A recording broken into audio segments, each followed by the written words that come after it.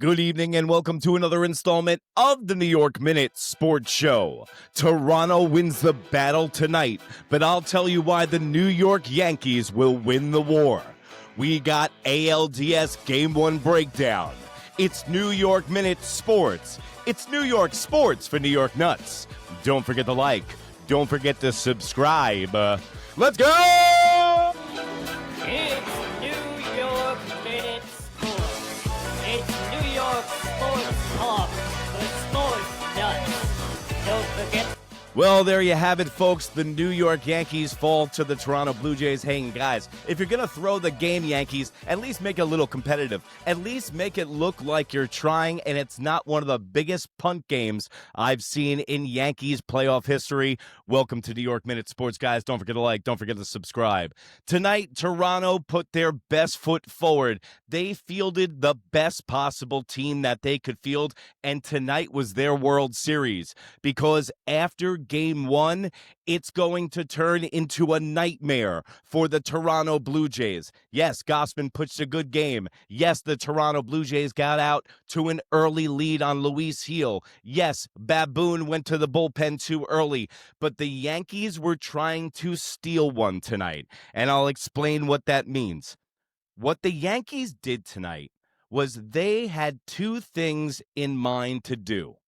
Get Gausman out of the game as soon as humanly possible and get into that bullpen. Because as soon as you start the clock on the bullpen for the Toronto Blue Jays, that's when they start falling into the quicksand of the MLB playoffs. The Yankees are swimming the Toronto Blue Jays out into deep waters where they won't be able to tread water. Now, the New York Yankees have set up this 5-game series with pitching. Tonight was Toronto Blue Jays' best starting pitcher, and they put their best foot forward, but now the Yankees will respond with Fried, Rodón, and Cam Schlittler. The key in the playoffs when you are on the road and you're playing the first 2 games is to split. If you can steal the first one, great. If you need to win the second one, and that's exactly what the Yankees expect to do with their ace going on the bump tomorrow night in Max Fried. The Toronto Blue Jays do not have any pitching after tonight.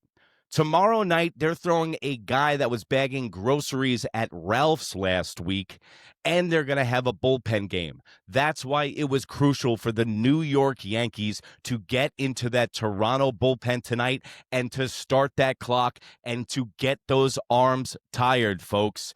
The Yankees traditionally do not play well after a day off because they're on the Oregon Trail, and I guess flying private is too rough shot for them. But the Yankees traditionally do not play well after a travel day and a day off, which was today. Then they throw Luis Gil out there that goes 2 innings pitched, 4 hits, 2 earned runs, no walks, and 3 strikeouts. I think that Aaron Boone pulled the hook on Luis Gil way too quick, and let me explain why. If the New York Yankees, which I think they were trying to get cute and steal one from the Toronto Blue Jays tonight, why wouldn't you preserve the bullpen as much as possible for the New York Yankees? Luis Gil, let him stay in until he pitches 89 pitches. Yes, he let up 2 home runs in the beginning of the game, but it seemed like he started to get his stuff right in the 3rd inning when he came in and had a shutdown inning, but they took him out. And then why, when you take him out, why wouldn't you go directly to Will Warren?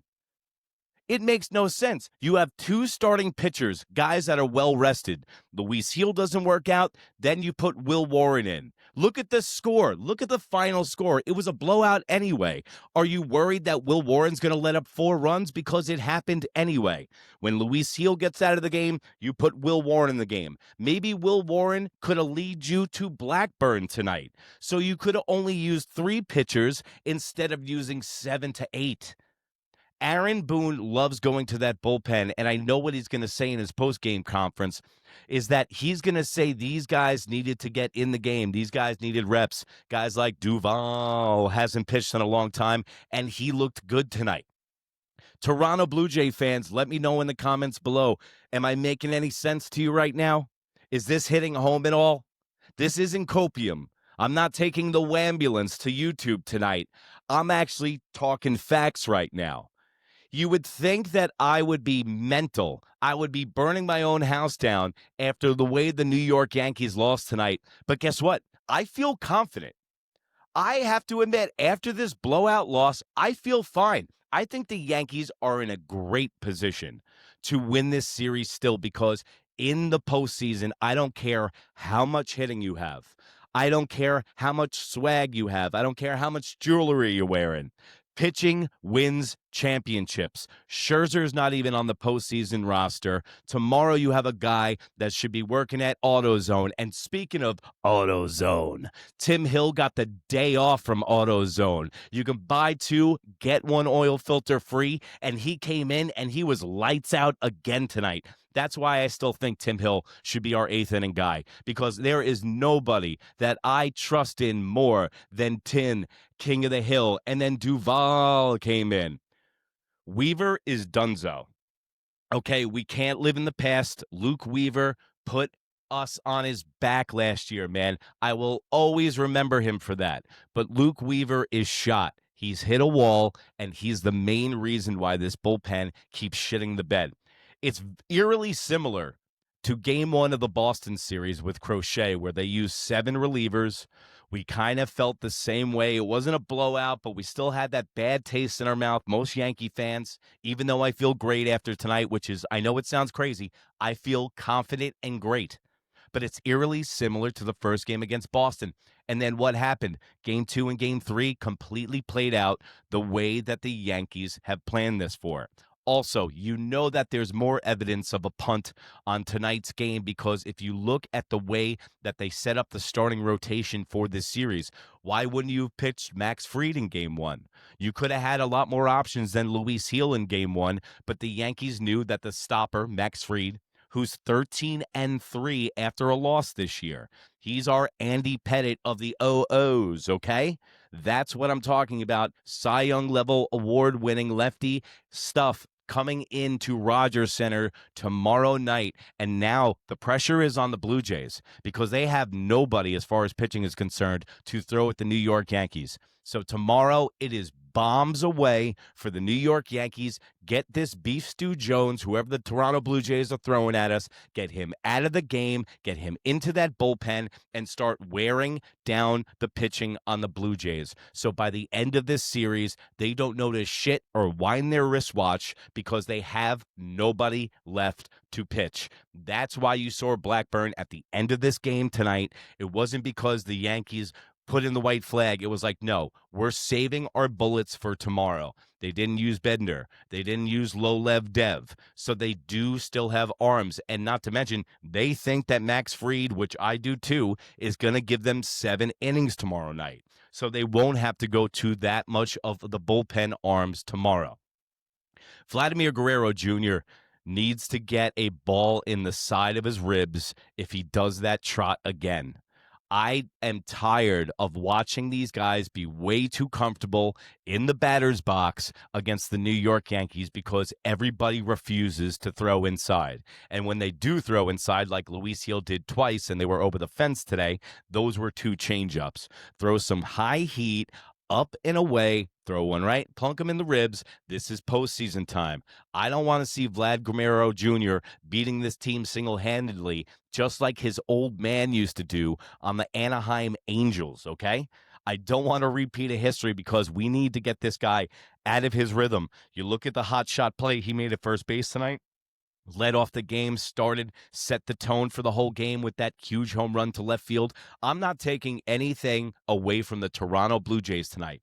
They won fair and square. They looked convincing. They looked good for a team that was off for a week. All that jazz. I get it. But I've been here before, okay? I've seen a Yankee team come back against the Oakland Athletics down 2 games to nothing. All right? just because 75% of the teams that win game 1 go on to win the 5-game series. Throw all of that out when you have Max Fried, Carlos Rodón, and now Josh Beckett, a.k.a. Killer Cam Schlittler, coming in for the 3rd game. You have 2, 3, 4, 5, and then all bets are off if it comes down to a game 5 because you're going to see Max Fried twice. So I like the chances of the New York Yankees going forward. Tell me how you guys feel in the comments section below. How do you feel after game 1? Do you think I'm crazy for thinking the Yankees are set up good for this 5-game series? Do you think that the Yankees let one slip through their hands tonight? Do you think that the New York Yankees have no way of coming back from Toronto? Or do you think Toronto's World Series was tonight, and now the Yankees take everything? I'm throwing a lot of questions at you, but you know what? When it comes down to postseason baseball, the questions will become flying. And the question before the postseason was, can Anthony Volpe even start at shortstop? And playoff Volpe is a thing. Him and Austin Wells have been playing very well at the bottom of the lineup. And that leads me until Aaron Judge. When the New York Yankees today have the bases loaded and you can only produce 1 out, that is utter bullshit. That's the chance when you guys could have stole the game, New York Yankees. And when you have your best hitter up with the bases juiced and Gausman can't find the plate with a goddamn compass, you do not swing. You let him walk you. Judge and Ben Rice in that inning, terrible at bats. I am through watching Judge hit singles. Judge, can we do something, please? Can we come through in a clutch situation in the least bit? In the fucking least bit, Aaron Judge, can you come through in the clutch? I mean, I'm really starting to get sick of it. It's eerily similar to Alex Rodriguez. And you need to get this monkey off your back. And hopefully tomorrow night, we're all waiting. We're all waiting for a big home run or a big double in a big spot to put the Yankees ahead and ice this thing. Because if Aaron Judge and Ben Rice had better at-bats, we would actually be talking about a way different game tonight. Because the Blue Jays seemed like they were sleepwalking and the Yankees settled down until Luke Weaver got in the game. So the New York Yankees lose game 1, but I still think that the New York Yankees are going to win this series. And remember, guys, I am going to be doing a super chat at 8 o'clock tonight. That's 8 o'clock tonight. I'm going to be doing a super chat. I'm going to be trying out some different things. I want all of your questions. We're going to be doing an interactive show. I'm going to be watching the Phillies and Dodgers game while this is going on. We're going to try some stuff. All right, so I appreciate you guys watching. Tomorrow night, I'm going to have the pre- and post-game tomorrow with the New York Yankees going up against the Toronto Blue Jays. Max Fried goes, the stopper, goes for the New York Yankees at the Rogers Center. And remember, if you can't be good, be bad, baby. Bye.